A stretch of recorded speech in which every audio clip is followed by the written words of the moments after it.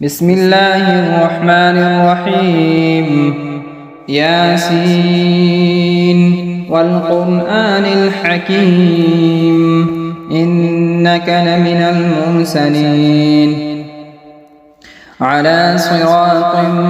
مستقيم تنزيل العزيز الرحيم لتنذر قوما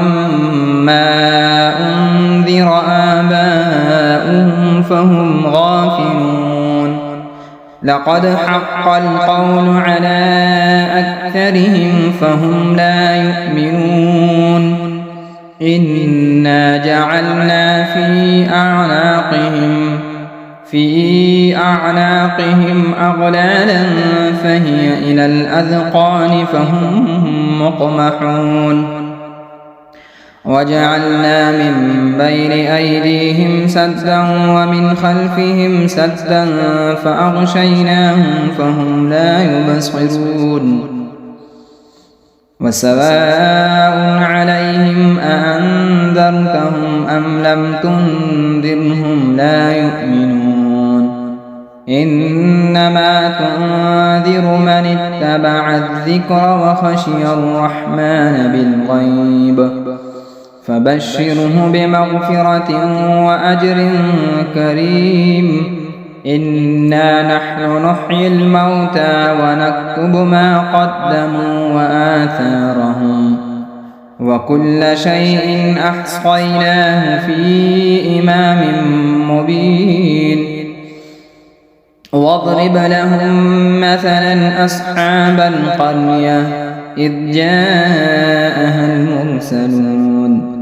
إذ أرسلنا إليهم اثنين فكذبوهما فعززنا بثالث فقالوا إنا إليكم مرسلون قالوا ما أنتم إلا بشر مثلنا وما أنزل الرحمن من شيء إن أنتم إلا تكذبون قالوا ربنا يعلم إنا إليكم لمرسلون وما علينا إلا البلاغ المبين قالوا إنا تطيرنا بكم لئن لم تنتهوا لنرجمنكم وليمسنكم منا عذاب أليم قالوا طائركم معكم أئن ذكرتم بل أنتم قوم مسرفون وجاء من أقصى المدينة رجل يسعى قال يا قوم اتبعوا المرسلين اتبعوا من لا يسألكم أجرا وهم مهتدون وما لي لا أعبد الذي فطرني وإليه ترجعون أأتخذ من دونه آلهة إن يردني الرحمن بضر لا تغن عني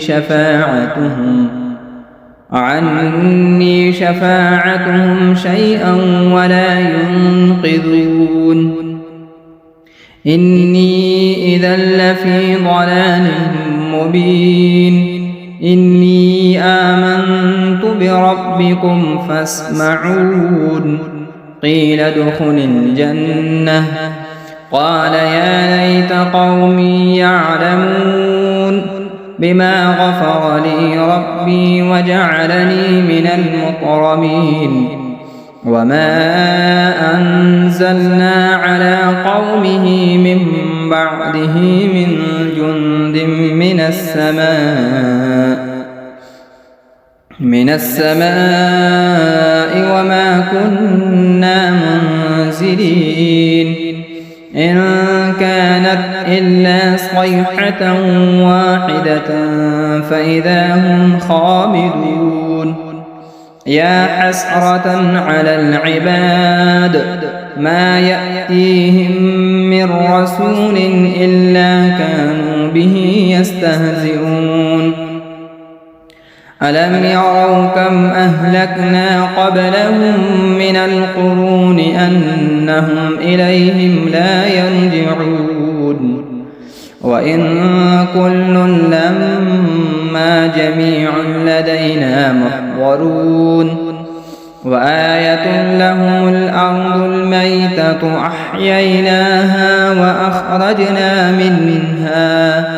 وأخرجنا منها حبا فمنه يأكلون وجعلنا فيها جنات من نخيل وأعناب وفجرنا فيها من العيون ليأكلوا من ثمره وما عملته أيديهم أفلا يشكرون سبحان الذي خلق الأزواج كلها مما تنبت الأرض ومن أنفسهم ومما لا يعلمون وآية لهم الليل نسلخ منه النهار فإذا هم مظلمون والشمس تجري لمستقر لها ذلك تقدير العزيز العليم والقمر قدرناه منازل حتى عاد كالعرجون القديم لا الشمس ينبغي لها أن تدرك القمر ولا الليل سابق النهار وكل في فلك يسبحون وآية لهم أنا حملنا ذريتهم في الفلك المشحون وخلقنا لهم من مثله ما يركبون وإن نشأ نغرقهم فلا صريخ لهم ولا هم ينقذون إلا رحمة منا ومتاعا إلى حين وإذا قيل لهم اتقوا ما بين أيديكم وما خلفكم لعلكم ترحمون وما تأتيهم من آية من آيات ربهم إلا كانوا عنها معرضين وإذا قيل لهم أنفقوا مما رزقكم الله قال الذين كفروا للذين آمنوا أنطعم من لو يشاء الله أطعمه إن أنتم إلا في ضلال مبين ويقولون متى هذا الوعد إن كنتم صادقين ما ينظرون إلا صيحة واحدة تأخذهم وهم يخصمون فلا يستطيعون توصية ولا إلى أهلهم يرجعون ونفخ في الصور فإذا هم من الأجداث إلى ربهم ينسلون قالوا يا ويلنا من بعثنا من مرقدنا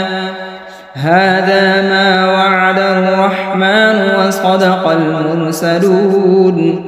إن كانت إلا صيحة واحدة فإذا هم جميع لدينا محضرون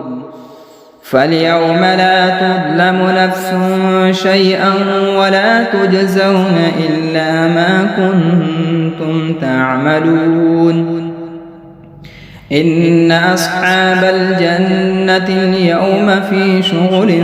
فاكهون هم وأزواجهم في ظلال على الأرائك متكئون متكئون لهم فيها فاكهة ولهم ما يدعون سلام قولا من رب رحيم وامتازوا اليوم أيها المجرمون ألم أعهد إليكم يا بني آدم ألا تعبدوا الشيطان إنه لكم عدو مبين وأن اعبدوني هذا صراط مستقيم ولقد أضل منكم جبلا كثيرا أفلم تكونوا تعقلون هذه جهنم التي كنتم توعدون اصلوها اليوم بما كنتم تكفرون اليوم نختم على أفواههم وتكلمنا أيديهم وتشهد أرجلهم بما كانوا يكسبون ولو نشاء لطمسنا على أعينهم فاستبقوا الصراط فأنى يبصرون ولو نشاء لمسخناهم على مكانتهم فما استطاعوا مضيا ولا يرجعون ومن نعمره ننكسه في الخلق أفلا يعقلون وما علمناه الشعر وما ينبغي له إن هو إلا ذكر وقرآن مبين لينذر من كان حيا ويحق القول على الكافرين أولم يروا أنا خلقنا لهم مما عملت أيدينا أنعاما فهم لها مالكون وذللناها لهم فمنها ركوبهم ومنها يأكلون ولهم فيها منافع ومشارب أفلا يشكرون واتخذوا من دون الله آلهة لعلهم ينصرون لا يستطيعون نصرهم وهم لهم جند محضرون فلا يحزنك قولهم إنا نعلم ما يسرون وما يعلنون أولم يرى الإنسان أنا خلقناه من نطفة فإذا هو خصيم مبين وضرب لنا مثلا ونسي خلقه قال من يحيي العظام وهي رميم قل يحييها الذي أنشأها أول مرة وهو بكل خلق عليم الذي جعل لكم من الشجر الأخضر نارا فإذا أنتم منه توقدون أوليس الذي خلق السماوات والأرض بقادر على أن يخلق مثلهم بلى وهو الخلاق العليم إنما أمره إذا أراد شيئا أن يقول له كن فيكون فسبحان الذي بيده ملكوت كل شيء وإليه ترجعون بسم الله الرحمن الرحيم الرحمن علم القرآن خلق الإنسان علمه البيان الشمس والقمر بحسبان والنجم والشجر يسجدان والسماء رفعها ووضع الميزان ألا تطغوا في الميزان وأقيموا الوزن بالقسط ولا تخسروا الميزان والأرض وضعها للأنام فيها فاكهة والنخل ذات الأكمام والحب ذو العصف والريحان فبأي آلاء ربكما تكذبان خلق الإنسان من صلصال كالفخار وخلق الجان من مارج من نار فبأي آلاء ربكما تكذبان رب المشرقين ورب المغربين فبأي آلاء ربكما تكذبان مرج البحرين يلتقيان بينهما برزخ لا يبغيان فبأي آلاء ربكما تكذبان يخرج منهما اللؤلؤ والمرجان فبأي آلاء ربكما تكذبان وله الجوار المنشآت في البحر كالأعلام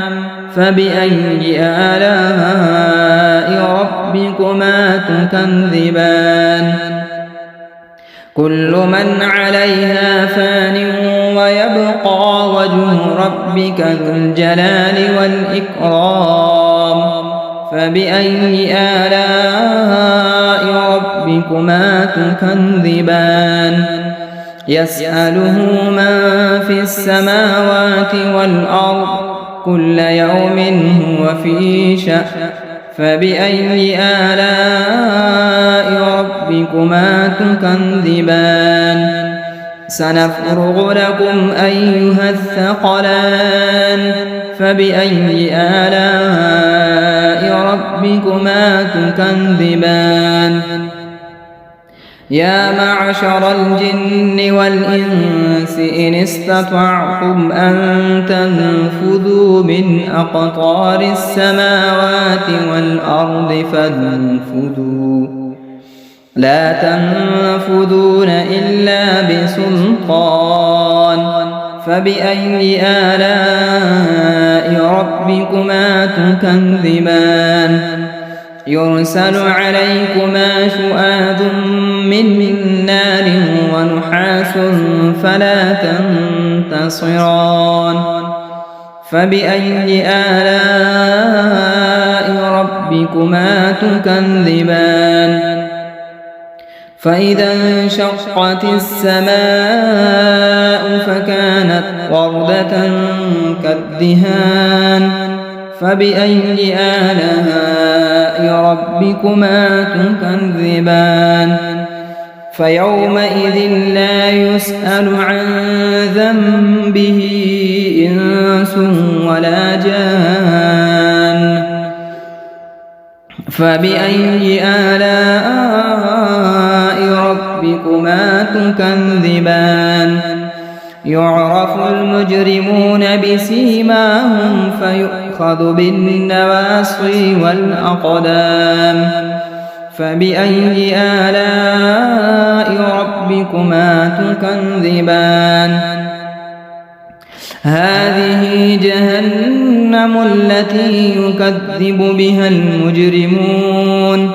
يطوفون بينها وبين حميم آن فبأي آلاء ربكما تكذبان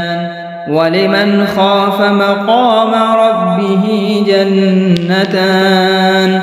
فبأي آلاء ربكما تكذبان ذواتا أفنان فبأي آلاء ربكما تكذبان فيهما عينان تجريان فبأي آلاء ربكما تكذبان فيهما من كل فاكهة زوجان فبأي آلاء ربكما تكذبان متكئين على فرش بطائنها من استبرق وجنى الجنتين دان فبأي آلاء ربكما تكذبان فيهن قاصرات الطرف لم يطمثهن إنس قبلهم ولا جان فبأي آلاء ربكما تكذبان كأنهن الياقوت والمرجان فبأي آلاء ربكما تكذبان هل جزاء الإحسان إلا الإحسان فبأي آلاء ربكما تكذبان ومن دونهما جنتان فبأي آلاء ربكما تكذبان مدهامتان فبأي آلاء ربكما تكذبان فيهما عينان نضاختان فبأي آلاء ربكما تكذبان فيهما فاكهة ونخل ورمان فبأي آلاء ربكما تكذبان فيهن خيرات حسان فبأي آلاء ربكما تكذبان حور مقصورات في الخيام فبأي آلاء ربكما تكذبان لم يطمثهن إنس قبلهم ولا جان فبأي آلاء ربكما تكذبان متكئين على رفرف خضر وعبقري حسان فبأي آلاء ربكما تكذبان تبارك اسم ربك ذي الجلال والإكرام بسم الله الرحمن الرحيم إذا وقعت الواقعة ليس لوقعتها كاذبة خافضة رافعة إذا رجت الأرض رجا وبست الجبال بسا فكانت هباء منبثا وكنتم أزواجا ثلاثا فأصحاب الميمنة ما أصحاب الميمنة وأصحاب المشأمة ما أصحاب المشأمة والسابقون السابقون أولئك المقربون في جنات النعيم ثلة من الأولين وقليل من الآخرين على سرر موضونة متكئين عليها متقابلين يطوف عليهم ولدان مخلدون بأكواب وأباريق وكأس من معين لا يصدعون عنها ولا ينزفون وفاكهة مما يتخيرون ولحم طير مما يشتهون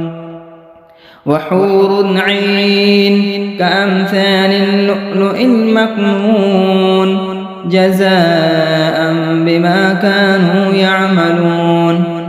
لا يسمعون فيها لغوا ولا تأثيما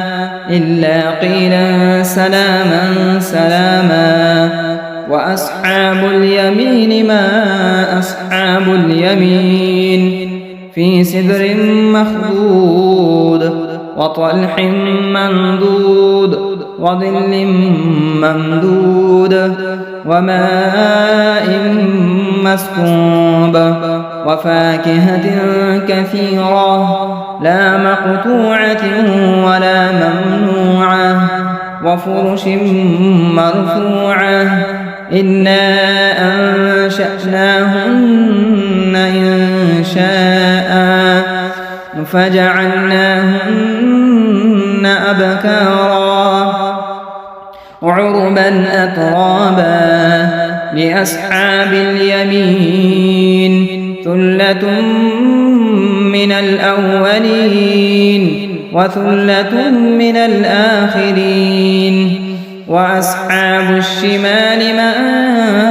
أصحاب الشمال في سموم وحميم وظل من يحموم لا بارد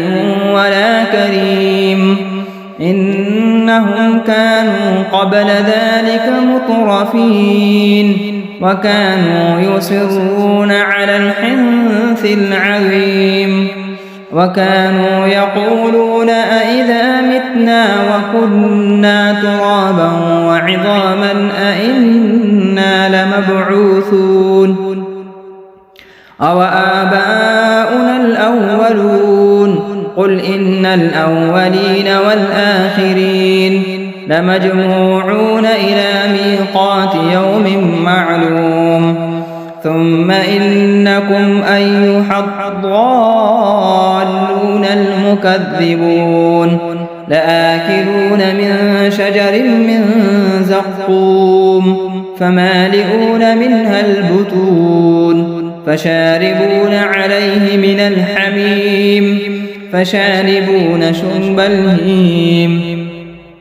هذا نزلهم يوم الدين نحن خلقناكم فلولا تصدقون أفرأيتم ما تمنون أأنتم تخلقونه أم نحن الخالقون نحن قدرنا بينكم الموت وما نحن بمسبوقين على أن نبدل أمثالكم وننشئكم فيما لا تعلمون ولقد علمتم النشأة الأولى فلولا تذكرون أفرأيتم ما تحرثون أأنتم تزرعونه أم نحن الزارعون لو نشاء لجعلناه حطاما فظلتم تفكهون إنا لمغرمون بل نحن محرومون أفرأيتم الماء الذي تشربون أأنتم أنزلتموه من المزن أم نحن المنزلون لو نشاء جعلناه أجاجا فلولا تشكرون أفرأيتم النار التي تورون أأنتم أنشأتم شجرتها أم نحن المنشئون نحن جعلناها تذكرة ومتاعا للمقوين فسبح باسم ربك العظيم فلا أقسم بمواقع النجوم وإنه لقسم لو تعلمون عظيم إنه لقرآن كريم في كتاب مكنون لا يمسه إلا المطهرون تنزيل من رب العالمين أفبهذا الحديث أنتم مدهنون وتجعلون رزقكم أنكم تكذبون فلولا إذا بلغت الحلقوم وأنتم حينئذ تنظرون ونحن أقرب إليه منكم ولكن لا تبصرون فلولا إن كنتم غير مدينين ارجعونها إن كنتم صادقين فأما إن كان من المقربين فروح وريحان وجنة نعيم وأما إن كان من أصحاب اليمين فسلام لك من أصحاب اليمين وأما إن كان من المكذبين الضالين فنزل من حميم وتصلية جحيم إن هذا لهو حق اليقين فسبح باسم ربك العظيم بسم الله الرحمن الرحيم تبارك الذي بيده الملك وهو على كل شيء قدير الذي خلق الموت والحياة ليبلوكم أيكم أحسن عملا وهو العزيز الغفور الذي خلق 7 سماوات طباقا ما ترى في خلق الرحمن من تفاوت فارجع البصر هل ترى من فتور ثم ارجع البصر كرتين ينقلب إليك البصر خاسئا وهو حسير ولقد زينا السماء الدنيا بمصابيح وجعلناها رجوما للشياطين وأعتدنا لهم عذاب السعير وللذين كفروا بربهم عذاب جهنم وبئس المصير إذا ألقوا فيها سمعوا لها شهيقا وهي تفور تكاد تميز من الغيظ كلما ألقي فيها فوج سألهم خزنتها ألم يأتكم نذير قالوا بلى قد جاءنا نذير فكذبنا وقلنا ما نزل الله من شيء إن أنتم إلا في ضلال كبير وقالوا لو كنا نسمع أو نعقل ما كنا في أصحاب السعير فاعترفوا بذنبهم فسحقا لأصحاب السعير إن الذين يخشون ربهم بالغيب لهم مغفرة وأجر كبير وأسروا قولكم أو اجهروا به إنه عليم بذات الصدور ألا يعلم من خلق وهو اللطيف الخبير هو الذي جعل لكم الأرض ذلولا فامشوا في مناكبها وكلوا من رزقه وإليه النشور أأمنتم من في السماء أن يخسف بكم الأرض فإذا هي تمور أم أمنتم من في السماء أن يرسل عليكم حاصبا فستعلمون كيف نذير ولقد كذب الذين من قبلهم فكيف كان نكير أولم يروا إلى الطير فوقهم صافات ويقبض ما يمسكهن إلا الرحمن إنه بكل شيء بصير أمن هذا الذي هو جند لكم ينصركم من دون الرحمن إن الكافرون إلا في غرور أمن هذا الذي يرزقكم إن أمسك رزقه بل لجوا في عتو ونفور أفمن يمشي مكبا على وجهه أهدى أمن يمشي سويا على صراط مستقيم قل هو الذي أنشأكم وجعل لكم السمع والأبصار والأفئدة قليلا ما تشكرون قل هو الذي ذرأكم في الأرض وإليه تحشرون ويقولون متى هذا الوعد إن كنتم صادقين قل إنما العلم عند الله